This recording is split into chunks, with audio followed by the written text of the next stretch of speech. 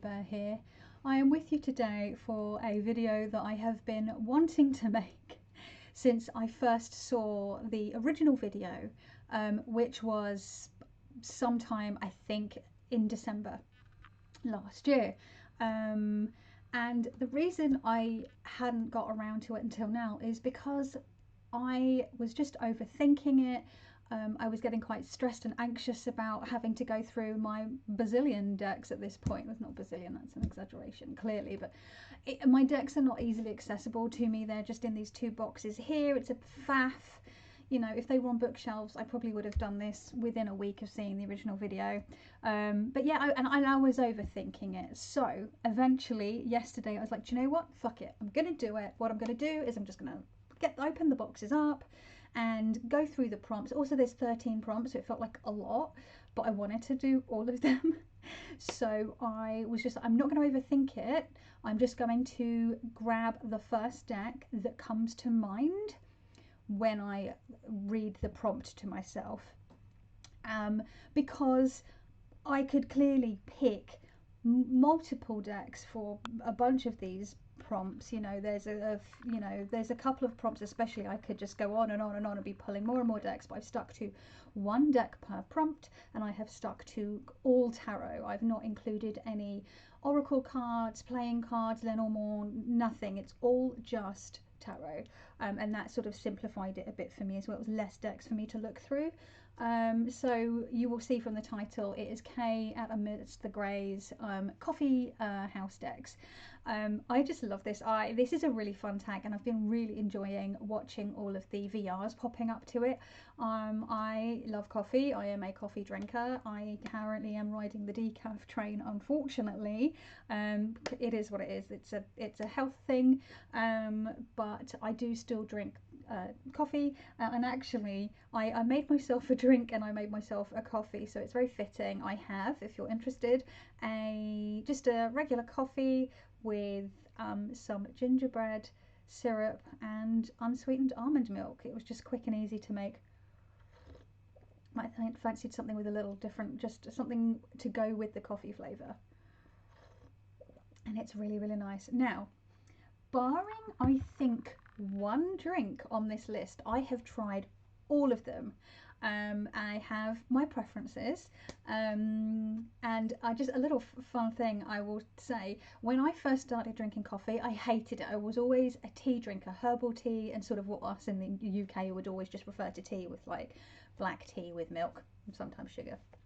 But I started drinking coffee when I used to work in fashion, especially during collection time, because boy, that industry is wild and stressful and busy, and yeah, during collection time it's a lot. So I thought coffee was disgusting, but I enjoyed the buzz it gave me and it helped keep me going. So I started drinking it, and the only way I could drink it was by having mochas with about 4 sugars to hide as much of the coffee flavour as I could. And usually I would have a mocha and then like a pump of syrup as well to like mask as much as the coffee flavour as possible. Now I will straight up just drink black coffee, espresso. You know, I'll usually, my usual go-tos are like black Americanos, espresso, and I do enjoy an oat milk flat white. There's no flat white on here, I don't think, actually, but that's a big drink over here in the UK, and I think it was created in Australia. I think it's an Australian coffee drink. Anyway, so yeah, the only one I haven't drank before, I think, is the Con Panna. I don't think I'd heard of that one before. It's the only one, but now it's something for me to try. So I have all of the prompts on my phone here so that I can read them off, and I have all of the decks unboxed, barring one, in front of me. So it's all, I'm all organised, although I did mess up, and you will see when I get to it. So without further ado, because I do do a lot of ado, don't I? I do a lot of ado. I do a lot of ado. Generally, preamble, fuck me. Anyway, let's just go. So the first one is the Espresso Shot, a deck that's strong, punchy, and gets straight to the point.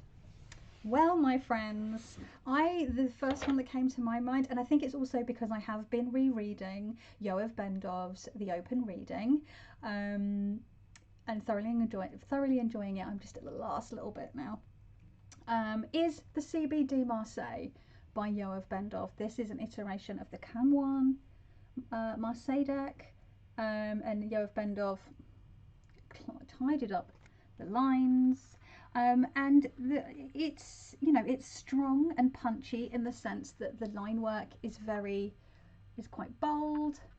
The colours are very bold and simple. And it gets straight to the point, especially if you're reading in that open reading, or as sort of down-to-earth reading that Tom Benjamin talks about so much and practices so much. So to me, let's just show some of the cards. This is a very yeah, straightforward, to the point, practical, no nonsense, simple. Oh, for fuck's sake, camera, don't be a dick. My camera's being a douche canoe today, more so than usual. Come on.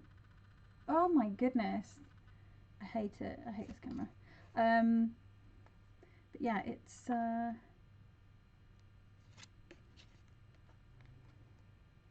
can't seem to hold the cards right today. What is my deal? What is my damage? As Cordelia would Chase would say. No, what's your, yeah. Anyway. So yeah, it's very simple. It's very straightforward. It's to the point. It gets it done. So that's that one. I'm going to try and do this quickly as well because I don't want it to be super long. Terrible habit of making incredibly long videos. The second prompt is the drip. A deck that's simple, accessible, and gets the job done. The first thing that came to mind for me was my Morgan Greer. I have the version that comes in the tin. I would like a full-size version, but I'd like a vintage full-size version, I think. And the reason that I've picked this, or the reason I think this came to mind, is that it's simple in the sense that it's more simplified in a way to the smith-waite that it's based off of, because the cards are zoomed in, so there's less to look at sort of with regards to the image. It's close up, and it's accessible in the sense that it's a mass market deck, and also the fact that this is the travel version means that it is something that is easy to throw in your bag and read on the go when you're out and about. So in that sense it's also accessible, so it's like a twofer on that one. I love this deck. I love the colours, I love the style of the artwork, I love the pawn stashes. I just love it. I love it. I really should pick up a full-size version. And it's well loved, this one. This one, yeah, was one of the main decks that I would take with me for a long time. Okay, so that's the drip. The third prompt is the pour-over. A deck you need to take your time with, but totally worth the effort. Now, this is a deck that I sort of cycle back round to every now and then and start to sort of work through, and I sort of do it, so I'm doing it in phases, in stages, just because that's the way my brain goes. I go ham on something for a while and then I lose interest and I put it aside, and I eventually will generally always come back to it. That's the same with most decks and most of my interests, quite frankly. So yeah, the Wooden Tarot by from Skull Garden. It's quite pippish. It's got sort of elements that some people might find unnerving. And do you know what? I think it's easier for me to just hold up the cards like this rather than trying to hold the whole deck up. Lots of nature-based elements, which reminds me, I got most of the way through Cosmic Creepers Tube's walkthrough of this and explaining what the animals are, or she thinks they are, and I was really enjoying it, and then I like totally got distracted, and then I forgot about it because of my brain. But yeah, I was finding that really useful, and I should go back to that. I'll probably save that until I come back around to this deck. But this, oh, it's just, I can't explain it. There's just something about it that draws me in. It's, look at all the eyeballs. I see this is this is either you're either gonna love it or hate it. I think this is also quite a Marmite deck. Here you go. Here's a example of sort of the pippishness. The suits are all changed. You've got, oh, I just love this. We have a bear for the hermit. There are crystals at the underneath, sort of at their chest. And then what appears to be sort of folds of leaves or land, and then there's a mountain on his head, so it's referencing the mountain that the hermit's on, and the hermit's eyes are white, sort of indicating that they're like almost like in a trance and going inwards, and that inward reflection of the hermit, so that you can see that there's definite classic tarot elements in there. It's just done in a really interesting way, and I absolutely adore the backs. If you don't like eyeball stuff, this deck is definitely not for you. But there's lots of bones and not like gnarly bits, and I just love it. So yeah, to me that is it. You need to take your time with it, and I've had this for a few years and I am definitely not au fait with it, but it's almost like this every time I come back around to it. It's this little journey that I'm having with it, and I am enjoying it, and I'm taking my time with it, which is what this prompt is, right? Okay, so number 4 is the Cafe Latte, a deck that's well received and highly palatable.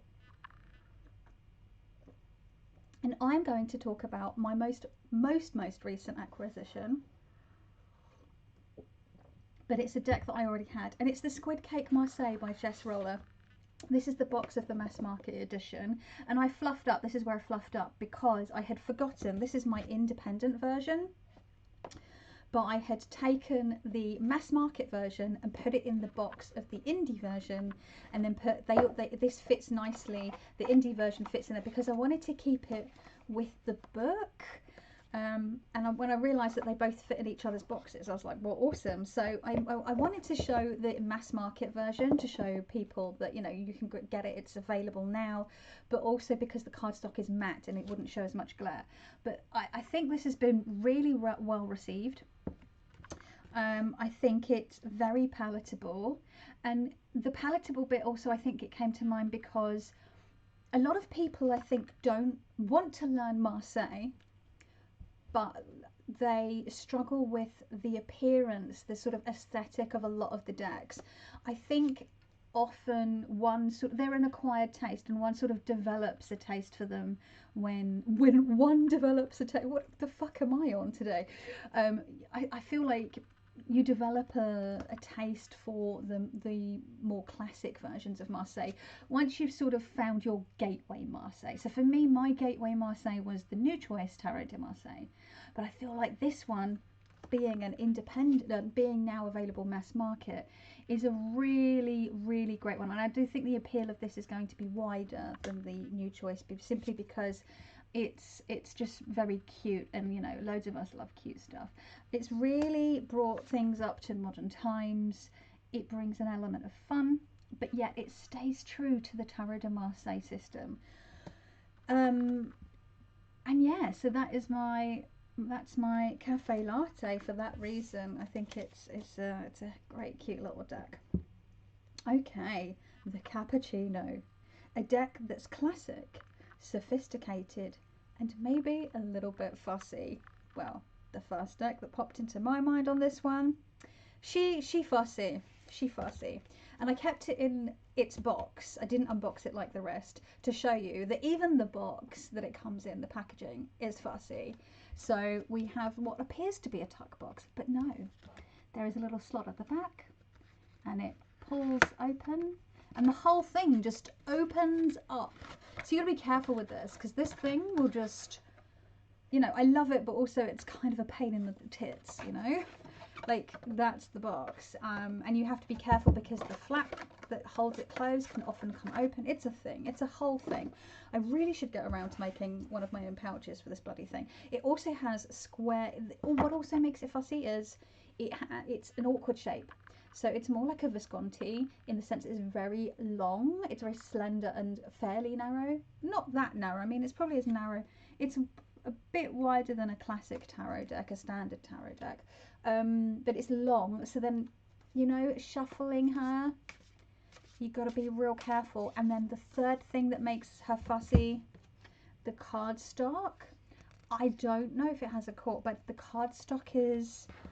This is the second edition, and I wouldn't change it for the world because I like the whole... I love that it is all fussy. Like, it makes it feel... There's something very special about it. This is one of the very few decks that I do handle a lot more gently than I'm very conscious of handling gently. Because a lot of my decks, I'm quite rough with them. I'm very heavy-handed. I'm very clumsy. I'm very sort of like all over the place a lot of the time. But I try to be careful with it. So yeah, it could be a little pointy, a little spiky. You have to be careful with how you handle it. Also, you know, it's an independent deck. This edition hasn't been available for years. But she's sophisticated in this medieval style artwork, which is stunning. Stunning. It has some of my favourite backs again as well, which I will show shortly once this camera stops being a dick nozzle and actually shows the cards. Oh, bloody thing. Let's find some other ones. I really like I'll show you the Hanged Man, which looks like a paper doll. You know, when you put the little brads and their little arms and legs move like that. The mystical, I affectionately call it the mystical shower curtain. Which is an extra card. But I mean, come on. So it's not a must-say. It's more of in the Italian style. And I think the creator is Italian, I believe. I may be wrong on that. But I look at these, all of these vessels, they're all different. We even have a cornucopia there, so not even strictly a cup. But I cannot even. So beautiful. So yeah, I could, oh, and the backs, for those of you who are interested, because I mentioned them. Beautiful, beautiful backs. I could stop and show you them. So many more cards, but I won't, because I'm trying to keep this fairly punchy. So that was our cappuccino. So the 6th prompt is the mocha, the coffee I cut my teeth on when it came to starting to drink coffee. A deck that's rich, indulgent, and a bit extra. So this is a little similar to the previous prompt, but you've got that sort of like indulgent and a bit extra thing going on. And for me, the first thing that popped into my head was the Tarot of Prague by Bubba Studios. This is I can't remember, 3rd edition, I think, with all of the cold stamping in gold, silver and copper. So that makes it very extra, but also just the detail and the amount of effort that went into creating this deck. It's a combination of collage and photos, and it's really, I'm doing that thing again when I'm trying to hold the whole bloody deck up. So here we have the Fool. So you can see we've got all the elements here, but can you see you've got like statues that you would find in Prague, and then you've got like this sort of medieval artwork, and it's like a mixture of stuff. And the cold stamping, you know, we've got some classical artwork here. I don't know if you'll be able to pick out the cold stamping details in the light. I'm trying to get it to catch the light.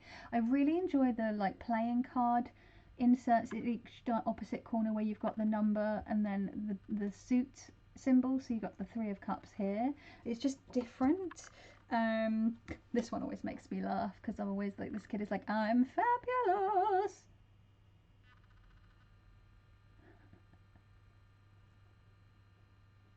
You might be able to pick, so yeah, we can see a bit of the foil cold stamping.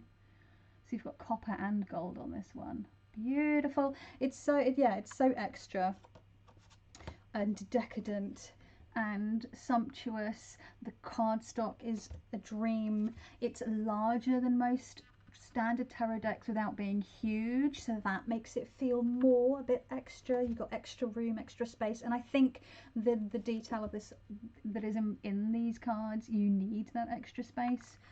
But I just love it.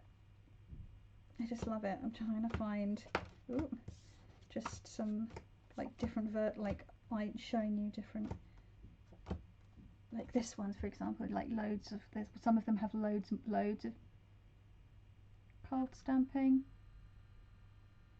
My camera isn't really picking up in this light. I didn't want to shine the light directly at me, because then all of the cards end up with glare. But yeah, that's my mocha.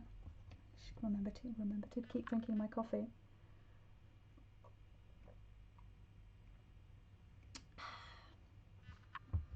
So the next one, the Con Panna, the coffee I have never had.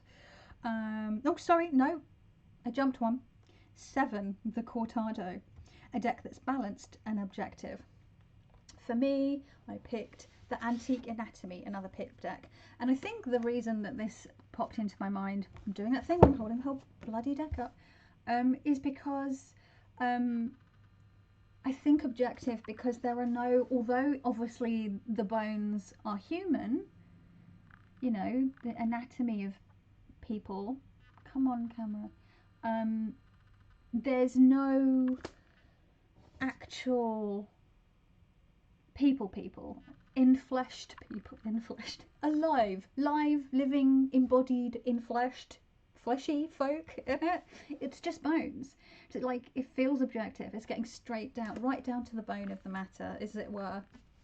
And also it's a pip, so you're not getting these situational pip cards. You're getting this, just this sort of numerical element cards again, which feels very, very objective. And yeah, it just cuts straight to the point. There are little extra clues hidden on things, like with the elixirs here. You've got the sort of the labels on the elixirs, will sort of hint at meanings of the cards. I just love it. I love the blend of like spooky and then the beautiful, the death and decay of the skulls, and the vibrancy and life of the beautiful blooms. And then you've got things like the rods and the blades, which have this real sort of medical, sharp, incisive feel about them. Here we have an anatomical heart, obviously, for the Antique Anatomy. It couldn't really be anything else, could it?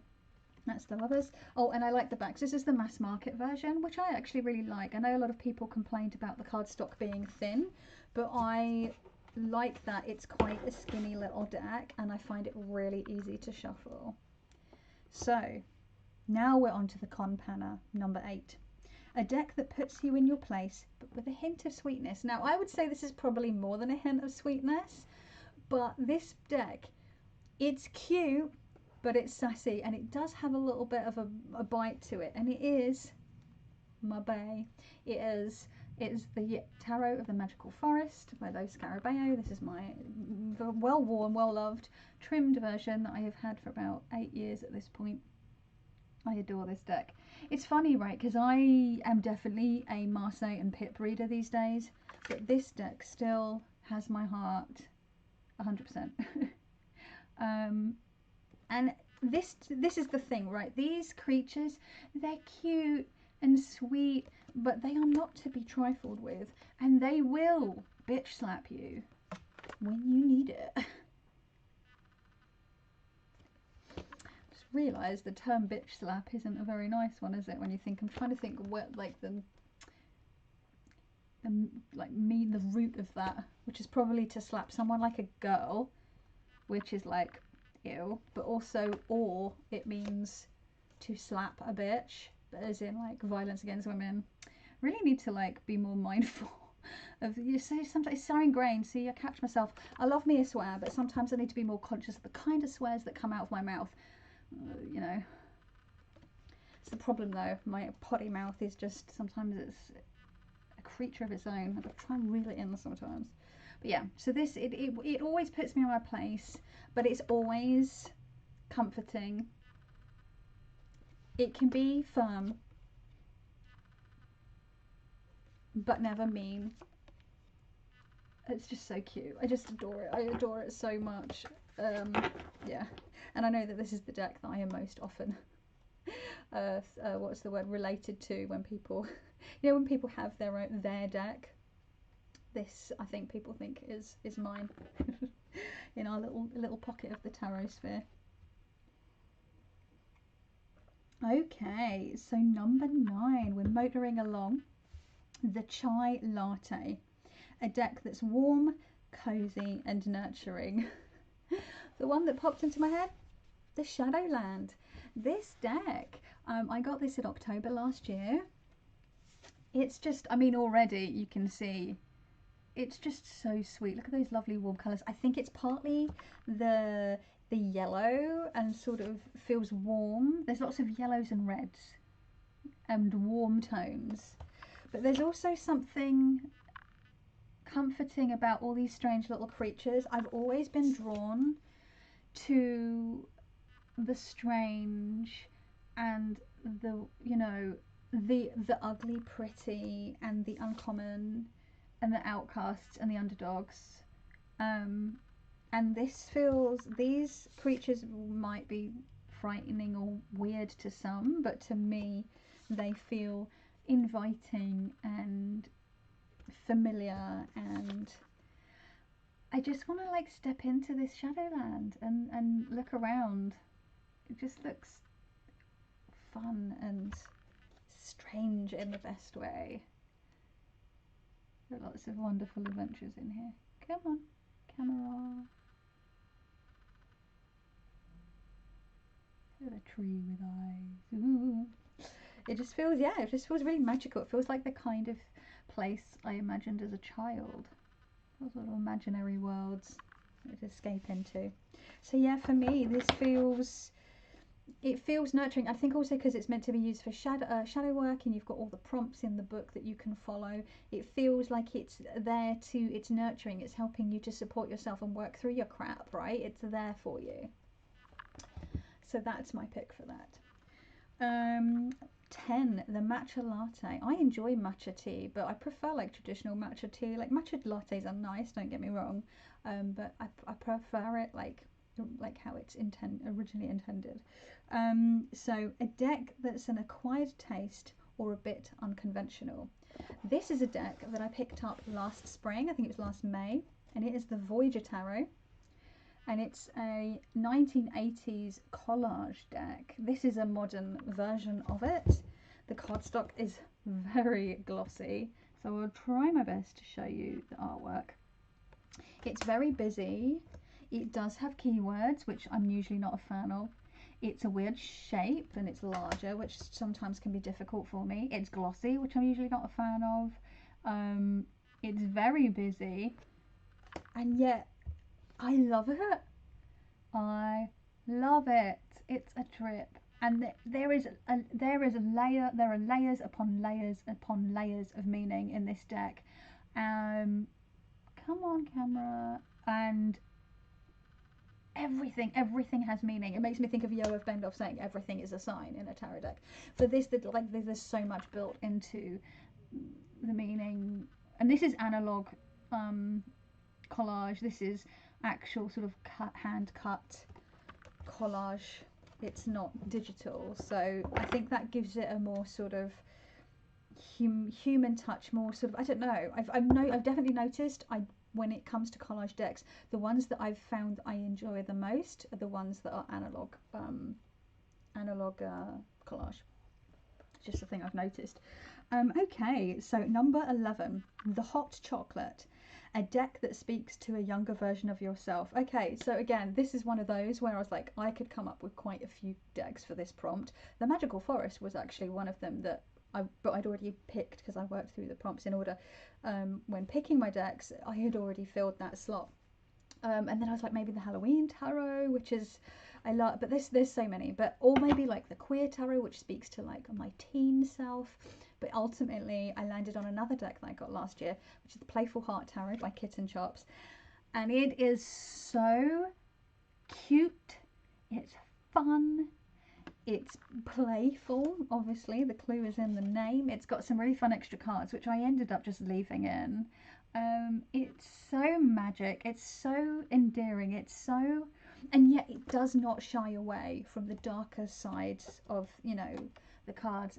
Prime example here, actually, perfect timing. We've got the heart, the classic 3 of swords, and you've got blood dripping off, and you've got these sad faces at the bottom, but like make it cute, right? So, oh, it's such an adorable, fun. Look at the colours. The colours. I just want to lick the cards. My mouth's watering looking at the colours. Like, they taste really nice.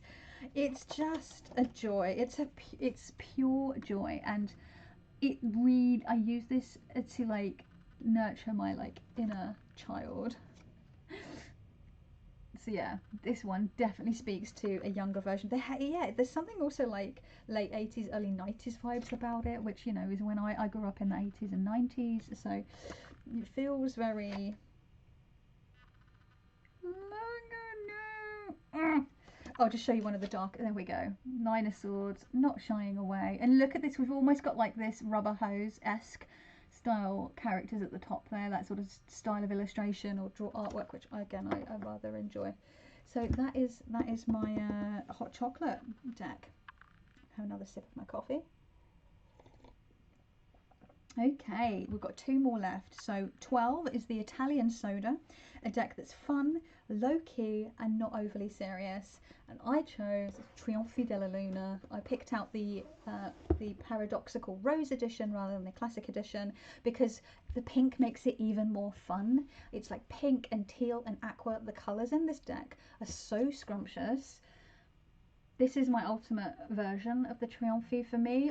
I do like the look of the Aquadoxical, but I never got the... I'm not interested in the Scenic Pip version, I don't think. I say that, and then knowing me, somewhere down the line, I'll end up with one. Never say never, folks. Unless it's, well, say that. There's certain things you probably should never do. You know what I mean. But yeah, this deck, it's fun. The characters in this are just having a grand old time. Like, look at him, like, stretching on his dragon. But I love this, like, this dragon for the Knight of Coins, right? That whole materialistic, that Smaug-esque on the Horde. And the dragon isn't going anywhere. The dragon is still. And this knight is, like, literally just sleepy, yawning, stretching. You know, like, it takes the original meaning, but just makes it more fun. It's definitely not overly serious. We've got very strange characters. We've got flames coming out of people's buttholes. We've got, you know, all sorts of weird little elements. I love, like, the extra addition of little illustrative elements like the blood on the tips of the swords and things like here on the Ten of Swords, which give you, like, rather than just reading maybe with something like the Jean de Blay or the CBD, it's giving you something different to work with than the usual thing that you pay attention to when reading the sort of that open reading style of Marseille, where you're looking at the imagery and you're not just looking at the suit plus the numerology, you're looking at the image. Trying to find, oh look, here we go, here's another one, this Page of Coins, who is not looking into his cup, he is downing it. You see what I mean? Like, all these little, it's not overly serious, he's standing in the ocean, but look, his tummy is bulging, like, he's already full, he's drinking more. Like, my guy, you need to stop. Yeah, I just love it. I was trying to find the, like, farting flames card for you to just really show how unserious this deck can be, but of course I cannot find it. But there we go. That's my my Italian Soda. And my final pick, my 13th tarot deck, it's for the prompt the Herbal Tea, and it says a deck that takes things down a notch or helps you unwind. Again, a number of decks I could have picked for this, but I picked another deck that I've been using a lot lately, and it is the Raven's Prophecy Tarot. I've really been hammering this deck, and I think the reason this feels like an unwind deck to me is because, first of all, the artwork, you know, it's on dark backgrounds, and it's quite, I mean, it's saying it's simple is an insult. It's not simple artwork, but in a way, the composition, the image is quite simple. The actual, I mean, that, like, the beautiful details on the ripples of the water are not simple. It's, you can see so many colours have been used there. It's stunning. There's a real depth to it, but, like, you know, it's stripped back in that sense. You know, here we've got the wheel, and you've got the 4 seasons represented in the oak here. It's just really, yeah, like, it just cuts, and the thing with all the warmth of the orange borders, and there's a lot of flames, there's a lot of fire, like this, even though this isn't fire, they look like fire. This is the King of Wands. You've got these stag antlers that, you know, here you feel the warmth of this spot, this light for the Ace of Swords. So it feels very nighttime, campsite or fireside, kind of autumnal, cozy. chill out, simple imagery, not too much to take in kind of deck. I love it. I love it. So that is my my herbal tea, and there you have it. I managed to get it in just over half an hour, 35 minutes. That's good for me. I was determined to keep it punchy like that, espresso like that first prompt.